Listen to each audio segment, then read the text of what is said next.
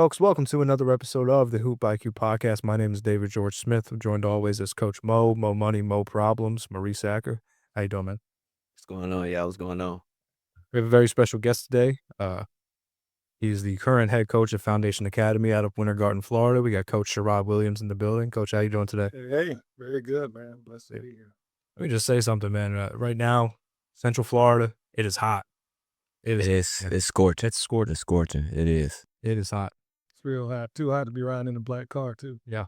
Yeah, we both got black cars. Black car, probably. We both got black cars. Think about that. So, I guess just to start out the show, first of all, if there's anything that you would like personally to shout out, if there's anything that you want to plug, the floor is yours. Normally they do this at the end of the show, but Yeah. I want to do this at the beginning. So if there's anything you want to shout out right now, the floor is yours, my friend. Well. Let's start off with a prayer. Let's start this podcast. Oh, yes. So let's start with a prayer. All right, Coach, if you can lead us. I got you. Please, with I a got prayer you. today. Dear Heavenly Father, Lord, we just thank you for this time that we're able to sit as men and talk about the game that we love. We thank you for the opportunity to be here. And God, we simply just pray your presence over our time, Lord, and that the meditation of our minds and the words from our mouth will be pleasing to you. In Jesus' name, amen. Amen. Amen. Amen. Yeah. All right. So shouting out anybody, man. I'll be shouting out my wife, 23 years, Dr. Leslie Williams. Best decision I ever made. And the 3 kids that we had from our love, Xavier, Jaden, and Mason. Yeah, my family is everything. So Oh yeah, shout out to Jaden. Jaden just got a deal, right? That's got a deal in Germany. He's Germany overseas. Also play a little basketball. Yes, sir. Hopefully we'll get the same thing from my oldest. So Yes, sir. yeah. That's what's up. So, current head coach of Foundation Academy. You're also a former player of University of West Florida. Yes, Been sir. coaching basketball about 20 years now, if I'm Yeah, it's been over 20. over 20. It's been a good little while. Good. Yeah. What's been the biggest transition you've seen 20 years ago to now? Ooh, man, that's a loaded question. Yeah, that's a great question. When I first started, so from the coaching side, so I started coaching in 04. Yeah, 04. I graduated in 01. I started coaching in 04, 03, 04. I mean, young people don't change. You know, so there's a huge stigma where people always think these young people these days. That was probably every generation past. Everybody's like, these young people these days, they not like us. You know what I'm saying? Because we like, yeah, we're fantasizing. I do that sometimes. And I'm like, We forget about the dumb stuff that we used to do, yeah. you know. So I think young people haven't changed in all this time. Like the culture has changed a little bit in our nation, in our world. Things are, you know, with different leaders and different shifts. You know, we the adults do and say different things. I think as adults, as general now, we're a little bit softer.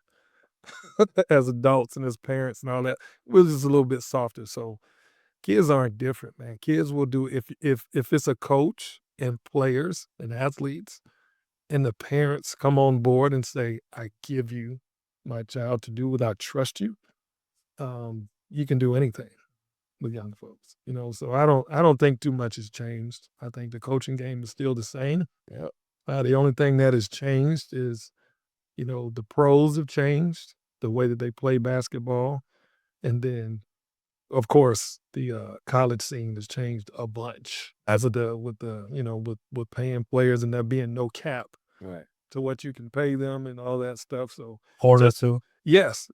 And then you know, youth basketball has changed a lot Big time. with the involvement of just money. You know, so some people do it for a living, some people do it as a labor of love, and some people do it as cash grab. You know, so it's like that. That's happened a lot. I think it's oversaturated. Yep. The travel ball world is a little bit oversaturated. Big time. Because when we was coming up, it was only 1 or 2 teams you Yeah. go to. Your area, Your area, it was 1 or 2 you teams. had to make that team. Yeah, we were talking about this the last episode with Yeah. Javon. Shout out to Javon. Yeah. Like- So not much coaching. I think there's different challenges in coaching, but coaching has always been challenging. Like when I was playing, I told all of my coaches, like, I would never coach. Like, this is tough. Like, I don't know how y'all deal with all of this stuff. Like, and that was, in the 90s. Right. And now all the things that people are dealing with, you just pick your hard. Every life is hard. You pick what's hard you want to stick with. So I don't think coaching has changed that much. I just think the factors around it have changed. But if you love it, you're going to do it. Mhm. Absolutely. Would you say the physicality changed a little bit? I think the way in which we go about getting physicality. I think back in the days, physicality came more from defense. Now more I agree. physicality is Yeah. more offense. Like offensive players are taught to go get. Back in the days when we were playing in the 90s and stuff, it was like you just absorb the contact and you play. Right. We didn't really seek it. It's just like we know because we know that the defense was coming. We know that they were going to push us with their hands. Yeah. We know that they were going to form bar us all the way to the basket. Yeah. So you just knew it. So you just like absorbed it and you played. It wasn't like I'm trying to see how I can like bake the refs. Right. And now they have all of these YouTube videos, these Instagram reels. There's a lot of Where information. they can get the information from. Yep. You know what I'm saying? We didn't have that. We couldn't go on Instagram and this is how you engage contact. This is this is the move you use to get into the defender body. Yeah. You didn't have that stuff. So I would like to if people are watching this and they get in the comments, I would like hoopers to get in the comments and challenge me on this Right. because when I just thought like back in the 80s and the 90s when I was coming up in the 80s and the 90s, we didn't prepare for contact. No, I agree. We just played. Yeah. You go out and you practice your moves and you just knew the contact was coming. Mm. If you go in that paint, Right. you're going to get hit. You know what I'm saying? So it's like, that's why everybody had a pull-up jump shot back in the day. Yeah. It was like, I didn't want to get hit. Yeah. We didn't drill it. We didn't No, you didn't. drill it. It was more Now it's a real like thing. more of a feel. Like, Yeah. Yeah. So now I think the game is just as physical. I'm not one of those guys who's saying the game is not physical because I played with pros coming up and them suckers were uber physical. You know what I'm saying? And then you play with pros now that's still really physical. That's the difference, how physical they play. So I think now it's the offense brings the physicality to you. I agree. Back then it was defense. Defense, yeah. Hand checking, MJ days, bad boy days. Yeah, it's Got that. a hand They check. say NBA players are soft. Go play with one. Right. Yeah. Yeah. Yeah. Now you played against a couple guys, right, that went pro? Yeah, so I came up, born and raised in Orlando, Florida. And Central Florida doesn't get like we're not like, it's like Chicago or New York. We don't have the reputation for being a basketball place because it's more football. Here, Central and South Florida is more football. Even, North Florida Panhandle is like. The whole South is And like baseball. football. Yeah. Yeah, football, baseball. That's what we have the reputation for, which is we've earned it. Mm. Because a lot of great football players and baseball players come here, but basketball, it was good, man. It was like so. When I came up in a neighborhood called Richmond Heights. So we went to Willie Mays Park, and at Willie Mays Park, some of the best players I ever seen. And then the center we have there is still a center now called Smith Center. Yeah. I played at Smith Center. A lot of pros trained. Pro-Am used to be there. The Right? Pro-Am used to be at the Smith Center, so I grew up with a lot of pros. Chucky Atkins. Chucky Atkins was my guy. That was I remember Chuck. my gosh. Like you and him, very similar game. Tracy McGrady, I grew up playing against him a lot. He grew up in Auburndale. So we were the same class, same graduating class. So I played against him a lot. And then going into my senior year, I got to play with him on Team Florida, which was eye-opening to see greatness that close. Yeah. But the best high school basketball player I've ever seen with my two eyes is Vince Carter. DC. Yeah. Vince Carter was 2 years ahead of me. So when I was in middle school, they used to have the rotary. They still have the rotary tip-off over in Winter Park, and we used to catch two buses over to Winter Park when I was in my 8th grade to go watch him play. Like seeing him in warm-up. So you see the Cousins podcast he has right now Yeah. with D-Mac. Yeah. And he's talking about he jumped higher in high school. That is no joke. Like, we used to go there just to see him in warm-ups. That's crazy. So everybody would be running to get a front row seat. yeah, just get a place on the baseline. Oh, basically. So you can get close to the hoop so you can just look up and watch him. Like, this is what I've seen with my own two eyes. Like, he would jump and put his hand above the square on the glass and do a windmill with the other arm. This is in warm-ups when you can't touch the rim. So he's like, boom, head is here, rim is here. He go up and jump as high as he can. And his head would be like right there, and then he just drop. Just doing like all this stuff he was doing. Like, they played against Oak Ridge, both the team school I graduated from when I was a freshman.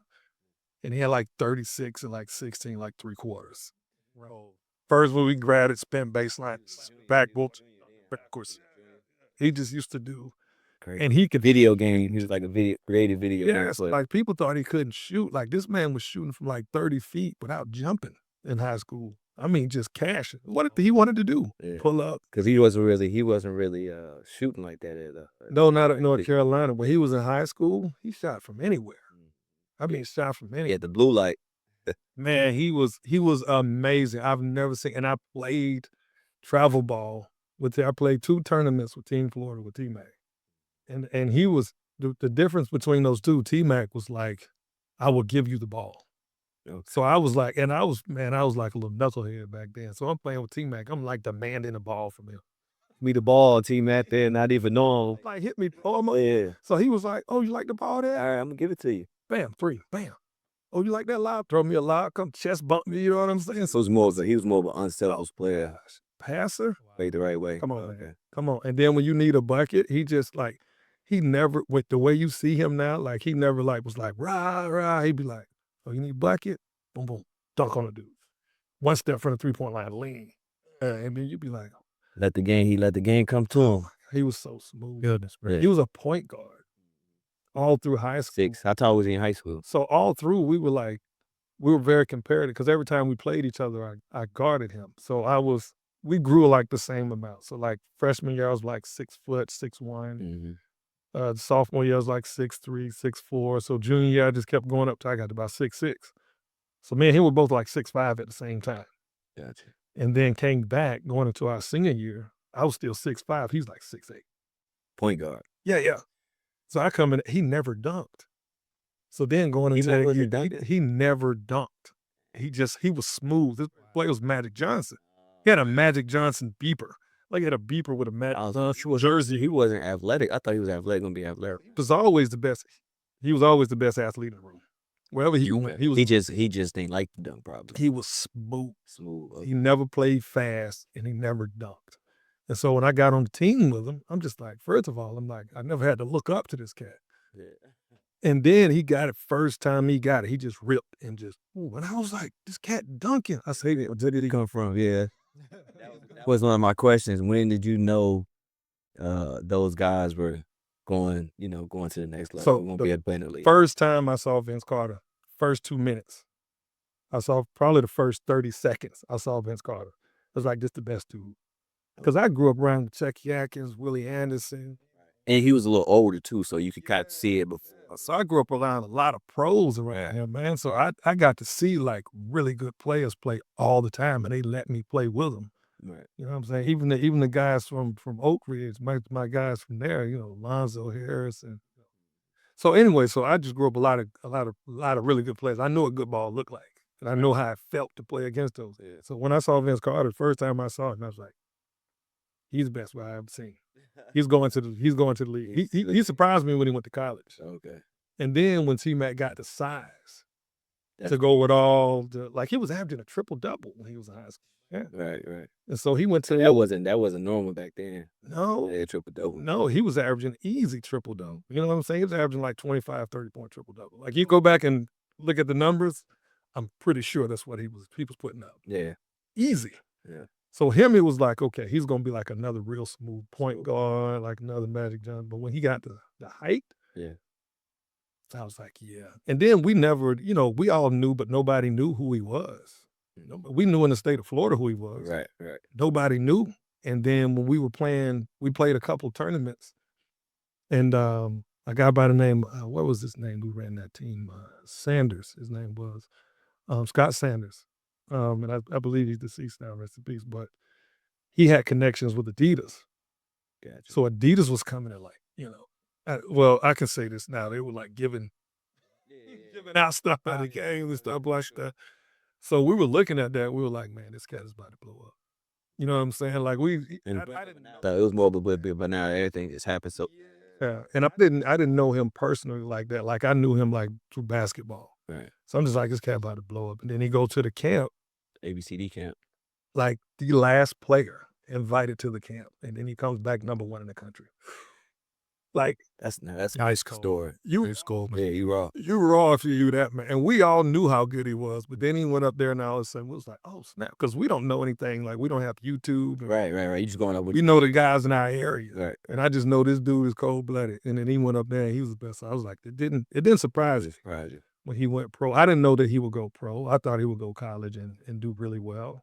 And when he went pro, I was like, well, dang, Vince didn't go pro and he went pro. Life could change in 1 year. That was the perfect example for that. Yeah, it's changed in 1 year. Yeah. So good ball in Central Florida, man. Good Amazing, ball. man. Amazing. Yeah. Now, what skills do you have, as a player that translated as a coach? Oh gosh. Man, that's a great question. Yeah, it is. It is. I think as a player, I always loved my teammates. And that's one thing. Like I wasn't always the best teammate, man, because I was a little knucklehead, man. I took everything personal, which was really good at times and really bad at other times. So in high school, I was like Rasheed Wallace, bro. I got a lot of texts.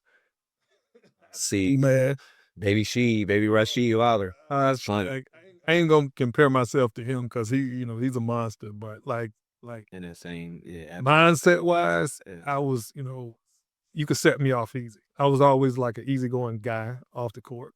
When I got on the court, you could set me off, man. So But yeah, but do you think that was why you were so good? Is because you had that streak yes, that streak in you? 100%, 100%. Like it got that way for me because I didn't make my middle. So my middle school, shout out Carver Middle School, um, 6th grade, 7th grade year, I didn't make the team. Like I couldn't. They were way too good, bro. I couldn't make that team. So going into my 8th grade year, I was like, my #1 goal was to make that team. I was like, I got to at least make the team. Like my homeboy was already playing. And then the guy, I was the same age as you. yeah. And then guys I was playing at the park with were already on the team. And I knew they were better than me though. Like I couldn't get on the A court. I was on the B court. Right. So it was like, I gotta make this team. So I just started working real hard to make that team. And that's what brought that out of me. Like I had to be that guy. Right. I had to be uber aggressive. I had to talk trash because everybody talked trash at the court. Like I had to. And that brought it out of me because I just lined them up. I was like, you, I gotta be better than you in a year. Going at You, I gotta be better than you in a year. So you. they didn't cut my 8th grade year. So I made the team and then I played and I was really good and then just took off from there, started playing travel ball and took off from there. But I knocked everybody down because I needed that. But going back to your question, I think I loved every teammate that I've ever played with. And I just wanted to get to know them. I wanted to get to know what made them tick. I love to see them do well. And so as a coach, I think that transfers well as a coach because I think for me, I can coach every player. Not every coach can do that. I played and I've, played for and coached with other guys that they get their few guys and they focus on those guys. And then the last guy is just like, who cares? You're the last guy on the team. You know what I'm saying? Like for me, I coach every single guy the same. Like no, everybody's not equal, but everybody can be coached to their abilities. And like I just want to see you get better. I was a cross country coach, man. That's like pure sport. Like you just go out there and get better. You're not gonna win. Yeah. It's only one guy is gonna win. Right. One guy gonna But win. every single person can tangibly see themselves get better. Get better over time. Yeah. So that's all I want to see. So that was the one thing I think transferred. I just love my guys. I want to see them get better. Yeah, I Absolutely. like it. That's awesome, man. yeah. That's the thing that drew me to Mo because Mo's the same way. Like Mo sees no bad. Like I wish I could live like Mo. Like he sees the good in every single body, and he can draw it out of him, which made him a great point guard, which makes him a great coach. So yeah. Appreciate it, coach. Uh-huh. Yeah. Oh yeah, we had a me and coach, first time I knew that he was a real deal. We played in like a faculty student game. Windermere. We was on the same team. Like I knew he could play, but I ain't know like we was actually out there. Like it's a real game. You know what I'm saying? So Oh, they was good yeah. here too. And then the high school, the players were real good. We had some 4 stars on the team, Division I players, and me and him went to work. Went to work. Big range game. I'm talking about we was just in sync, like we've been playing for years. We just his IQ for the game is just, pure, and that stuff you can't teach that type of stuff. Did you win? Yeah, yeah, Okay. we beat them. You know how we won? They were mad too. No. So listen, I'm gonna tell you, like it was a tandem thing. Like he was hitting me the whole game, and I did not miss. Like Didn't miss. did not miss. Like I made everything. So then we got to the end, and they started playing for real. My son was on the Also, you still like, oh, we about to lose. We about to lose to these old dudes. It's like, yeah, y'all about to lose. Y'all playing. too big. Like my son's 6'6", other guy 6'5". We had big guards and like great shooters. Like they were good. So they were like, oh gosh, we got to play for real. So they started picking it up and coming back at the end. Mo's like, hey, hold my bit, I got it. Like Mo just like three. Like he just Yeah, I got in the zone. yeah. He took it over at the end. Like I helped him out, but he took it all. It was fun playing with coach, man. That was a fun moment. Yeah. You can learn a lot about a guy when you play with him. Yeah, absolutely. Absolutely. So what would you say would be like the biggest piece of advice for like players coming up right now? Because I was talking about this a little bit on the show. I feel like there's more pressure just because of the social media aspect. Yeah. Everybody has to make, a mixtape, has to do all this now. So, but what would you say is the biggest piece of advice that you have to up and coming players now? And this is some advice I was giving a player in one of our exit meetings I have with the players after the year. And I was asking him because it's funny. He asked me, and you guys know this guy really well. He asked me, he's like, how do I balance all of my time and still go really hard for basketball and do what I want? And I was like, there's no such thing as balance, bro. Like, it's an illusion of balance, but you have to find whatever your priorities are and you have to do what fills your cup. That's just one of those things I got from Steve Kerr. Like when the players were doing bad in a series one time, he's like, just go fill your cup. Just do whatever fills your cup, and then we come back and we be all right. So I like try your best to not forget who you are in that pursuit. So like Jovan, you had him on here last week. He's a great pianist. Like my man is like a concert pianist. He can play the piano. Yeah. Yes. You didn't even know that. We no idea about that too. I forgot about that. Just shout to Javon, man. So for him, like I said, he's an impressive young man. So for him, I'm like, bro, carve out time to play that piano. Never forget to do that because that's the thing that just feeds your soul. You know what I'm saying? So it's like you can't forget who you are in the process. Like it's great to be great, but it's even better to be great and well-rounded. And that's the thing that I want for my kids. And when I got into the business of coaching and teaching, I said I would never treat another kid, another young person, unlike the way I treat my own children. And I want them to be well-rounded. Sometimes you want them just to be a jerk sometimes. Sometimes you have to To get ahead, but it's like, at what cost? I told one of our former players who was really good at foundation, I said, man, the best thing for you to do is for your character to be better than your talent because everybody wants you for your talent, but not everybody wants you for you. And your character has to be greater. Basketball is going to work out. If you built that way, it's going to work out. But the talent, the character thing is and being well-rounded as a person and being somebody that people can depend on and people trust, right? That's way more important than basketball. Then it's gonna make you a better basketball player. Yeah, because you can be a good player, and then you just don't have, you don't have that personality to where you're respectable, you're doing things the right way. You know what I'm saying? You're not putting yourself above the team, above the coach. But you could be a good coach and not know how to treat, how to treat others. You know what I mean? True. Talk about that. 'Cause I thought when I first started coaching, I wasn't that much of a player, but when I started coaching, Yeah. I was like, okay, I know how to coach hoop. I follow basketball. I know how to do it. You know the But game, yeah. then it's like there's a whole other job to it. It's like you have to like be the level-headed one in the group. Yeah. you have to, like, know how to work with these kids, man. It's not you can't just know basketball and Yeah. get into it. So that was one thing that I That's the one that part. That's the one part that a lot of people don't get. A lot of teachers, because coaching is teaching. It's the same thing. Yeah.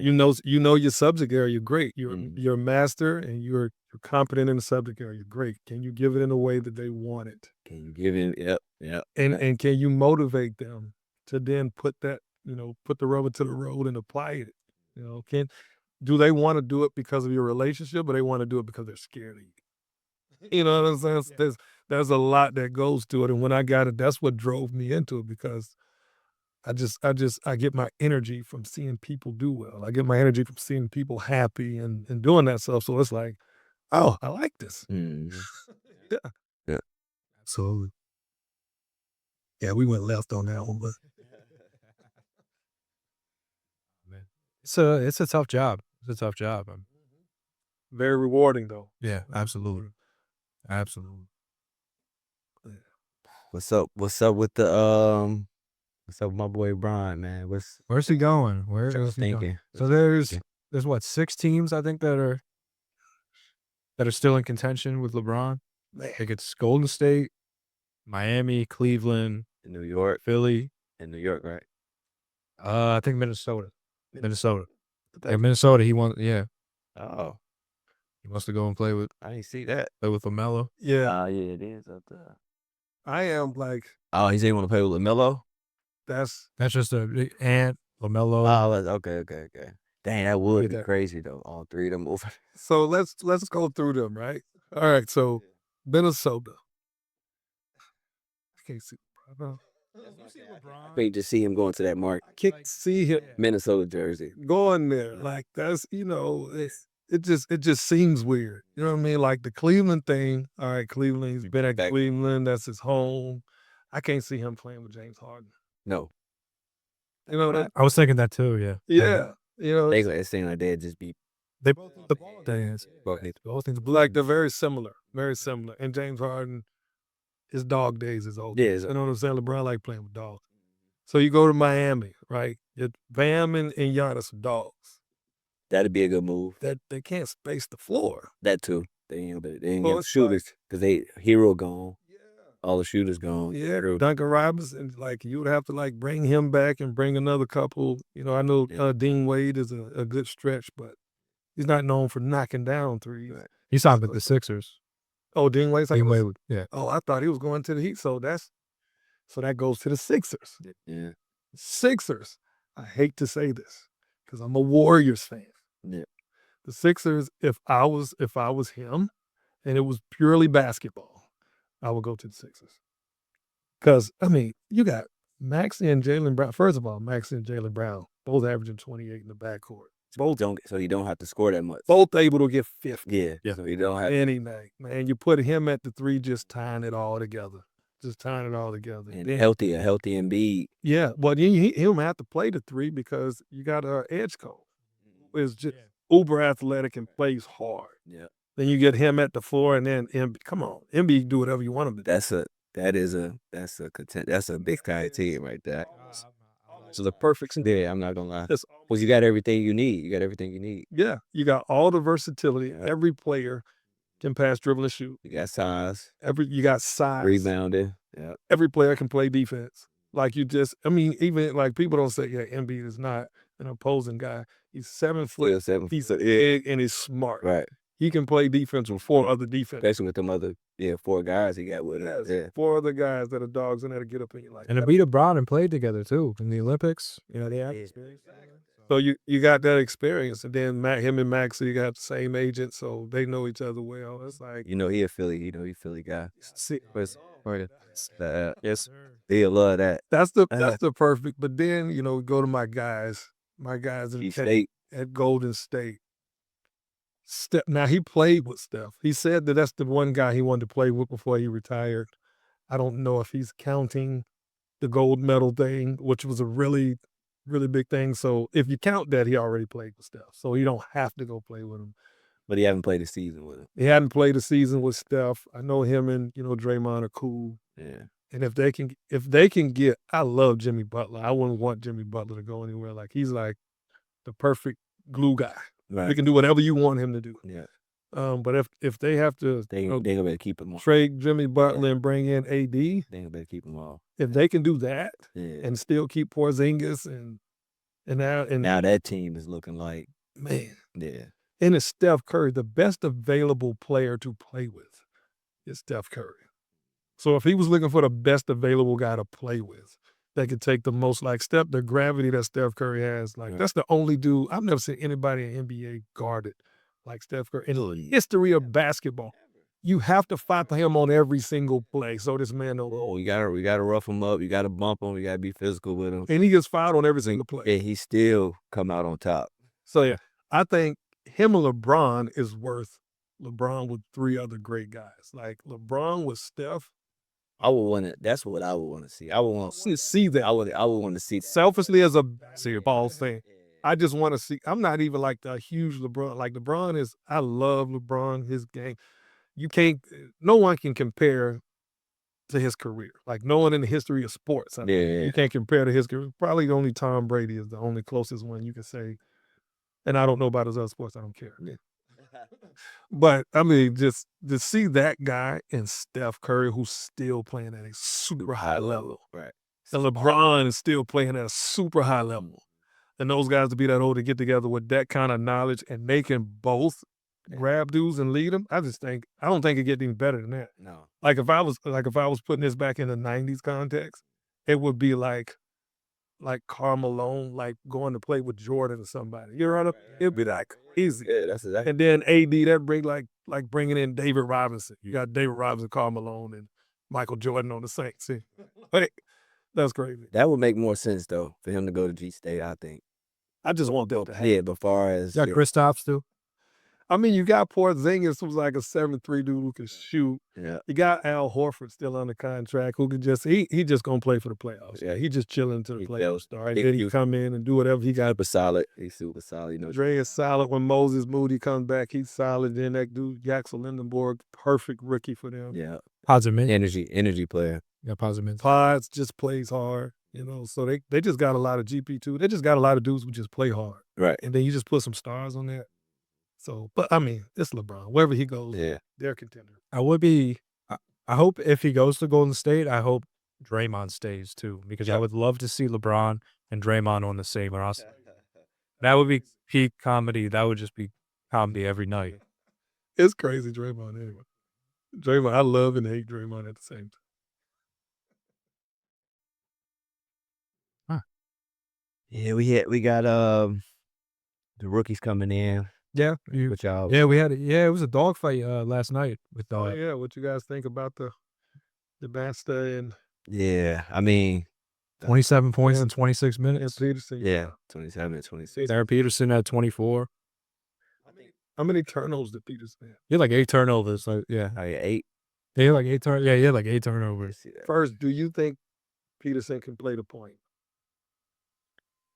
In the NBA Yeah, now, I think he can. I think he could transition to it. yeah, You know what I'm saying? Over years, not just like right away. yeah. Yeah, I think Like, what makes you think he can play the point? because his IQ for the game and his ball handling ability, decision making. Yeah, I think he'd be fine. Just put him in some pick and rolls. yeah. I think he has a great demeanor for it. Yeah, Yeah. When I was in there, I was like, I don't know. I got to ask Mo this question. yeah. Probably over the years, you know what I'm saying? Because he never really ran point. But Uh-huh. a lot of those guys never ran point. When they get to NBA, you put them in ball screen. Who's the guy that they have at Utah? The stocky point guard. Oh, what's his name? Because I kind of like him.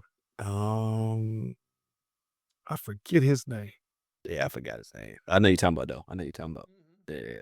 I haven't seen him play much because, they have like 29 players. on Right. Utah's team. Right. They sit a team out or play a team one night. Yeah. Talking about Ace Bailey? No, No. The point guard. the point guard, like stocky guy. Oh, man, I'm getting old. I can't even think folks' names. I'm sorry, I don't watch a lot of Jazz basketball, man. I'm a random guy. I watch on a Tuesday night the Jazz play the Nets or something. I'll watch that game. Talking about I'm old enough to have guys that I coached against in the NBA, so I watch them. Good. You're not talking about Isaiah, are you? Yes. Yeah. Oh, Isaiah Carter. Yeah. Collier. Collier. Collier, yes, I like his Yeah, he's solid. He's super solid.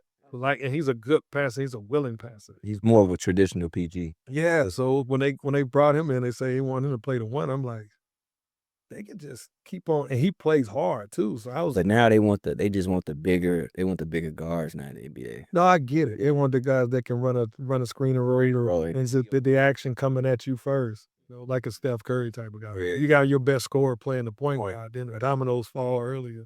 So I get it. I'm just the point guards are fading out, man. They are. Yeah. The traditional PG. So the point guard, yeah. Point guard position is.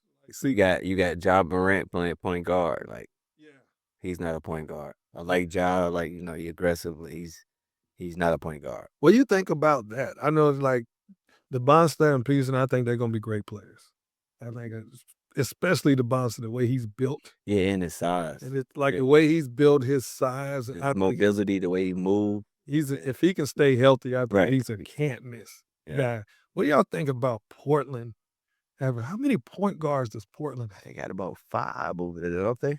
Yeah. About 5. It's a couple. Yeah. I mean, and they have good point guards. Yeah. Bro, you got Why everybody still going over there though? Why they still bringing them over? Scoot, Drew can play. Drew Holiday can play the point. Yeah, Drew a point. Yeah. So it's like you have 4 like starting point guards, I think, on the same team. Like, how are they gonna? And a lot of them young. Yeah, Most of them young too. I mean, it's a good look for them. They gotta just find some other pieces though to build around it. yeah. I know Because you could put Scoot at the 2. Yeah, You could play Drew at the 2. You know what yeah. I'm saying? So they interchangeable. I don't know, man. With Denny too, John Denny. So that's gonna be a tough. That's gonna be a tough.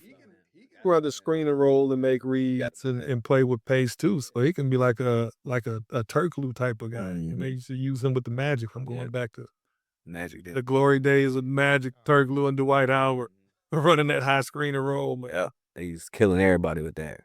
Jared Lewis in the corner. Rashard Lewis. Oh my gosh, it's hard to beat from Orlando, man. Hard. How you feel about Paulo? Paulo, I like Paulo's mindset. I like the fact that he knows he's the guy, and he's gonna play like the guy when he needs. Like I think last year in the playoffs, like he didn't let people down. I think his team kind of, the complementary pieces kind of let him down in those closeout games. I think he was always going to get it though.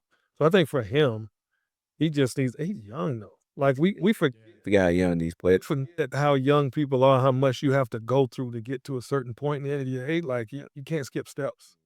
So I mean, certain dudes like even Wemby got there, and people looking at the Spurs is I didn't expect them to win. I know a lot of people expect them to win because they were the most talented. Mm-hmm. I was like, dude, there's something about having been there before and been in this league and knowing what it takes to win and being surrounded by a bunch of guys that know what it takes. So they're gonna. They're gonna be good though. Yeah. That's how I feel about the Spurs. I'm like, they'll be back. Yeah. They'll be back. Yeah, because they all young. They got all Exactly. young. They wasn't like you said, Coach. I didn't expect them to go that far, man. Being that young and you really didn't have a lot of experience on the team. You don't know. You don't know. You got to know. But I mean, back to Paulo though, he needs a point guard. Yeah. Like the Magic, they need somebody to like slow everybody down and say, we're not going to shoot 89 threes. We're going to close out the Pistons. They had a closeout game. That was a game right there. And no one slowed them down and said, this is where we need to get the ball. Paulo, get the ball at the high post and we're going to play off of you. Mm-hmm. No, they all just swung it around and just shot 3. Shot 3. Because they have no PG. Like my son Zaven, he said, is it Those so be in funny? there. He said that they have a team of 2s and 4s. Oh yeah, they do though. They do. That's funny. It was no real 5, no real point. They got tweener centers. Oh, yeah. A bunch of tweeners, centers who can dribble and shoot. Yeah. And then you got all these 2s trying to play the point. And you got Bane. He's not a point guard.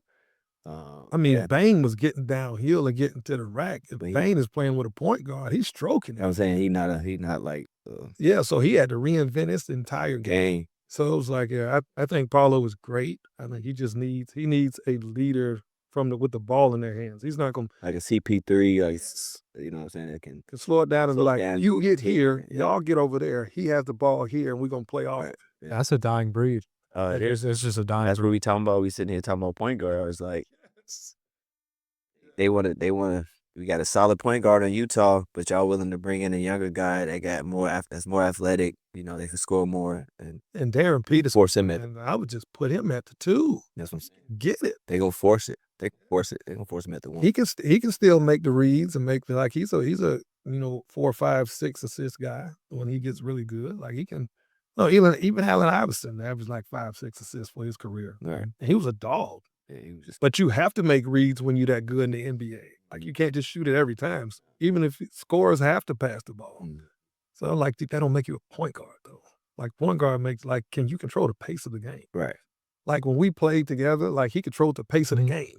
Yeah. Like when we had to play fast, we played fast. When we had to play slow, it's like, all right, we'll slow it down and then I'll take this shot. Even when we're just scrimmaging, like in training or whatever, he'll be like, "You go there, like you set the screen here." His lead, vocal and leading. Yeah. That doesn't happen in the NBA. You got guys in the NBA that can't do that. As talented as they are, they can't command a court and tell them get over here. You got guys who do that on, like semi-regular basis, but don't do it all the time. So that's the next step for the Magic and the next step for Paolo. Like he can't be that guy. He tried to be every single thing for the Magic. I got to be the point. I got to be 2. I got to be 3. I got to be 4. He's not. Yeah, but he's not. Yeah.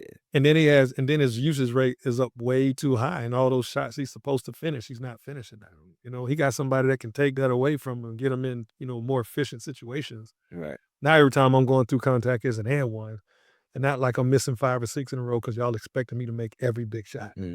Like that's tough. That's tough. At that age too. At that age, yeah. you can't put that much. How old is Paolo? He's 23. He's 20. Yeah, 20. That's what I'm saying. I was young. He's younger than me.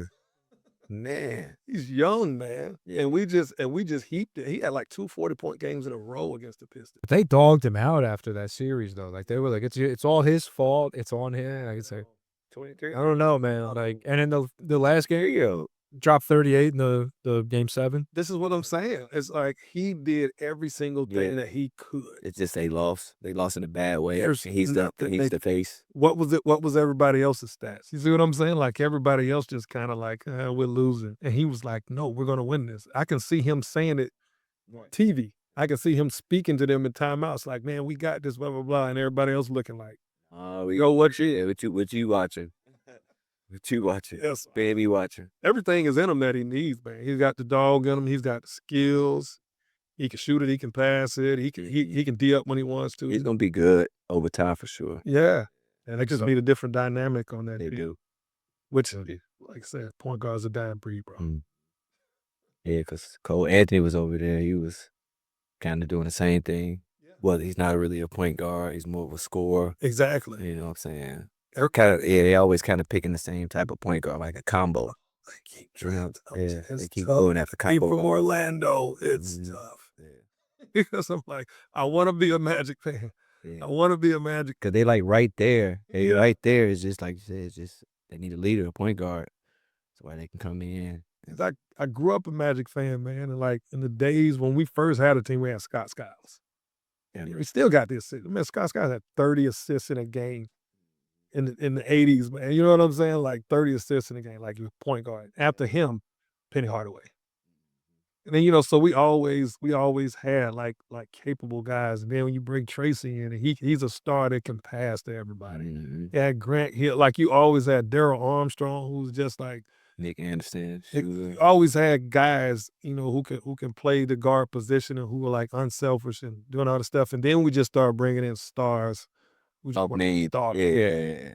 and it's like, okay, we could just have a team full of stars and not do well. Yeah, but anyway, I talk about the Magic, man. I'm stick to the Warriors. It's gonna be exciting. Yeah, it should be next series should be interesting. I don't know how it's gonna play out next playoffs. Just the whole East got shaken up. I'm saying it's gonna be. Now the East gonna be looking like more stronger than the West now. Yeah. Possibilities, especially if Bron goes. That's what I'm saying. Yeah, Bron, the whole shift goes. It's gonna shift wherever Bron goes. That's like it. Does Bron go to the West? Does he go to Golden State or Minnesota just to level out the league a little bit? You know what I mean? It is right. Every time he switched over, the whole league shifted over. It's crazy. Yes, man. Went back to Miami, Cleveland. yeah, because Miami, the East was strong. Yeah. With the LA, then West went strong with you had Denver over there, OKC, like He might go to Denver. Yeah. so you got Denver on there? Yeah, that was one of his teams, was Denver. Nah, I can't see him going to Denver. I mean, I can't see him doing it. I don't see him doing that small market. Him and Jokic, yo. Yeah. Yeah, that'd be Yeah. Him playing off of you. off Jokic. That's what I'm saying. Two really good passers. What? I don't think they can go. Yeah. We'll see. Let us know your thoughts. Drop some comments. Drop some likes too. That'd be nice. I think basketball is in a really good place, man. I think there's a lot of negativity surrounding basketball, especially in America. You know, we have they keep having the stigma that the whole world is more fundamental and all that stuff, and then AAU is ruining basketball and all that stuff. So we have like negative narratives going wrong. I think basketball as a whole is in a good place. It's just those surrounding factors that make people start looking at it. You start looking at NIL, you start looking at bad coaches, you start looking at the structure of travel ball. This kind of travel ball is just what it was. Back then it was like AAU. Yeah, that's it. Yeah. You know what I'm saying? And now it's just like there All are these so many different shoe brands, all this stuff. all those stuff is And you got to do it. Like, you have your own travel ball organization. So you got to pick one and you got to go with it. You got to be within that thing. So I don't think there's everybody in there is wrong. I don't think everybody's in there is trying to do bad for kids and all of that stuff. but it is happening. But It is happening. Yeah. It is happening. But you can, like, basketball in America, come on, man. yeah. Come on, man. Like the whole world is better than that. So come on. Come on. We're dominating at the bottom half of our basketball players, pro players, are dominating the leagues all around the world. So their top 10% may be really good. Coming from Europe and coming from the world, their top 10%, if they're really good, where are they? In our NBA. NBA. So you take the other 90% of our guys and you put them all around the world. We're dominating. So it's like, start with the narrative that the world has gotten better than us. Right. No, it's they coming. They coming. Coming. They're not better. I agree. And they're good. Mm. And in a lot of cases, they're more fundamentally sound. That's In a lot of cases. Yeah. We can't say that we're more fundamentally sound, but we can say that if you put most of our age levels against the world in games, nobody's beat. Doesn't compare. Nobody's beating our young guys. You get the older guys, okay, they're older, more experienced. They played in the leagues over there at a young age. Okay, now we got a problem. Now you can see is that, evidence in the Olympics. Now we had to really play. But they played like you saw those games, France and Serbia. Yeah. They played perfect games. Mm-hmm. They played Perfect games. Like Serbia It was played a they perfect was blocking game. that game. It couldn't beat us. Yeah. France, they can't play any better than that. Mm-mm. And They France gave us a run now. Yeah. They gave us a run. Yes, and our aging stars like KD, LeBron, and Steph beat them. You know what I mean? It wasn't our young guys; it was our aging stars. So It wasn't even a full team. your greatest are not as great as ours. We put our guys together for 3 weeks. Y'all been together for 4 years. Mm-hmm. Like, so I don't think that narrative. I don't think it holds water, man. I think we're still better. As a whole, we're still better. We're still dominating all the leagues around the world. Mm-hmm. As ever, my own son just got a contract in Germany. And Awesome. He gonna love Germany. Germany, Yeah. nice. you played at an Ivy League school. You know what I'm saying? So that you look at that as not like a great league, but if you take a guy from an Ivy and put him in a pro league, he's gonna go kill. So it's like I just believe that basketball's in a good place. As coaches, we just have a great responsibility of just doing what we can Yeah. to teach these guys how to play and how to be great individuals, man. And don't worry about whatever is going on. Like, do your job. I think too many people worry about what else is going on. Yeah. And look at other people and say, A big the problem. good things you do, I want to do. And then the bad things you do, I want to call them out. Yeah. I don't want to say how bad you are That's a big problem, right? and how good I am. You hit it on the head without. Yeah, and I think somebody always does something better than you do. Yep. No, we can sit there and disagree with them, but somebody always do something better. And so if we just focus on that, like, what can I learn from you? Okay, I'm not gonna do that. Yeah. What good can I learn from you? What good can I take from you? That's why it's good when you study certain players, You study you want to study a good defender, you look up Patrick Beverly, Yeah. great guard defender. You look up and you just study him. You don't study the the other stuff he do, you know what I'm saying, that get him in trouble. Yeah. On the court, you study. All right, Yeah. how is he so effective on ball defending? Yeah. Things like that, you know what I'm saying? How is KD so efficient in mid range shooting? You know what I'm saying? You study that, you take the good, not the bad, you know, from Yeah. Yeah, and I think that's the gap between the players because you're asking like what's the difference in coaching was. Now the difference in players, I think from yesteryear or from the past to now, I think players don't study as much as they used to because there's more trainers, which is not a bad thing. No, true. But but I think that and there's more information that's ready for him anyway. Like he's just pick up your phone Instant. and have instant information at you. Like you can get your own pro level training session from the phone. Mm-hmm. You just go look at it and just get it. Yeah. So I think that's the thing that's different. Like it just, I'm already good. Like I got this. It's like back in the day, man, like we had to study. Like you had to and it was the thing that you did. It wasn't like the thing that some people did. It was like, no, if I want to be good, I gotta study. You gotta study. So I would watch games like NBA on NBC back in the day. So they one game a week if you didn't have cable. It was 2 games. Came in on Sunday. You had to watch both of those games. And I watched both of those games and go straight to the Smith Center. And I'm watching Magic Johnson. And how does he keep coming down the court? Making his layup, I'm going to simulate. Everybody's trying to simulate it, yeah. I'm watching his feet. I'm watching Jordan. He's spinning on his heel and not his toe. And how he fades. I'm seeing all this. And then I go to the court and just do this. So it's like you're studying. Like we used to study. Like they just watch. I feel as though kids nowadays just watching highlights. Best move, the best dunk, the farthest three, you know what I'm saying? Yeah, it's like now it's like I'm worried about getting my 20 points. I'm not worried about maybe I'm not that guy. Maybe I just need to, maybe I had a role. Go study this. It's wrong, man. To be a role player. Be a great role. Go study Charles. Yeah, go study Dennis Scott. Like Dennis Rodman. And they just played off of people. Like Dennis Scott made a whole career playing off of great players and shooting. And just getting his little post-up fades on. Like Dennis Scott had 2 shots, a post fade and a catch and shoot. And he making both of those shots. And he made a whole career off of that. It's like you can make a whole career off of doing 2 things and just being great at those things. But the only reason he was always open, he was always because he was studying and he knew how to do it.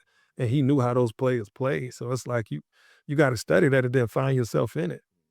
So I think that's the gap between, how I came up and how we came up from back in the 80s and the 90s, which I think that the 80s and 90s was golden era. Man, it was a good era of basketball. I just think it was just so many I don't know. I can get on this soapbox forever because people talk about how the skill level was low and the skill level is so high. No, there were different Plumbers. Different skills. Back then, the skill was I got to get the best shot possible. It was not I'm going to come pull up. Like you didn't guard the guy from 30 feet because he wasn't shooting that. She wasn't shooting that shot Because the coach was going to take him out. What's coming right out? You're coming right out the game. Yeah, so they're like, yeah, we're playing out. No, you weren't guarding that guy because you knew he wasn't going to shoot that. Now we're starting to shoot. Okay, now I got to guard him. Of course, we're expending more, energy out there because we got to guard further out. But back in the days, you had to get hit more. So it was just a different game. I got to go in there and I got to hit that 17-foot. I got to hit that 15-foot. I got to spot. Jump hook. Get to my spot. I ain't get to my spot and get my shot off. It wasn't just like I got to take the shot. So it was different, but guys were skilled. Guys had all those handles. Guys could really hop. Like it was still guys touching the back top of the back. It was still, you know what I'm saying? It was still really strong guys. They just weren't. They weren't windmilling. Right. They weren't going between the legs. I can tell you that. Like back in high school, I was touching my head on the rim. I wasn't windmilling because I didn't think of it. Right. They do it. I didn't have a lot of guys to see. It was like Sean Kemp and a lot of people doing it then. Dominique Wilkins were the only 2 people windmill, and it wasn't everybody. So it's just like they windmill. I don't do that. Yeah. So anyway, I just think basketball it's just a gap in between the generations and all the stuff that's going on in the world then and is going on in the world now. That's the only difference. I don't think there's a skill gap. I don't think there's a toughness gap. I think these guys are really tough today. Just think of all the stuff you got to go through with social media. You got to be tough here. Mentally. Yeah. We didn't have to go through that. We didn't have everything that we did being posted. You know what I'm saying? So that's a different level of toughness. You say these kids ain't tough. Yes, they are. Everything they do is on social media. mentally is definitely definitely tougher with all the social media and Yeah. Not even social media, but just emailing. Like you're talking to Javon about like you hate what do you had to send out what 500 emails recruitment process. just to get Recruitment process is way backed up because of the portal. Like it's Oh my gosh. And then the guys going D3 these days were going D1 One back back then. 15, 20 years ago. yeah, like if I was probably playing today, I'll probably be going D3. I'll probably start D3 right now. I'll be going D3. It's tough. It's tougher. So it's like the toughness. No, kids are like players are just as tough in both eras. I think is just a different thing that they have to deal with. And then when you figure that out, man, you can start to see the things that really matter. Let's just stop worrying about all of these things that are going on around the game. Focus on the game. Focus on what you got to do. What you got to do to get better. You know? Yeah, and what we can do to push the game forward. Yeah. You know, that's why I love this podcast, man, because you can get on here and talk about this stuff, and people can hear this and be like, "Oh, I didn't think about it that way." Yeah. Yeah, and we're pushing the game forward. Right. We're not holding it back. We're not saying we're better than everybody. We're not saying we got all the ideas. Mhm. We see and swap ideas almost every day, man. Oh yeah, sure. At work, yep. Yeah, we're learning every single day. Got to keep learning. Got to keep learning. Gotcha. I learned so much from him. Like it's Yeah, vice versa. yeah. You know, so we can learn from everybody, man. We learn from lepers in the Bible. Yeah. I was telling him I got to get Coach Crean on. I'll set for you to be on with us with that one. Coach Crean from Marquette. Yeah. Listen, Get him on. Yeah. I love to talk basketball. Yeah. Probably gonna have to do virtual, but still. Yeah. like that. I love to talk basketball. Yeah. Shout out Coach Green. Yeah. Yeah. Y'all got anything else for me? I'm a guest. I forgot I was a guest. Oh no. Yeah, we good. Oh yeah, we're good. Where we at? That was a great session. Great session. Yeah, definitely. Thank you so much for watching. Make sure to like, comment, subscribe, all that good stuff. Yeah, we got the IG going, so make sure IG y'all going. follow Hoop IQ Podcast. Yeah, appreciate y'all. Appreciate it. Have a good one.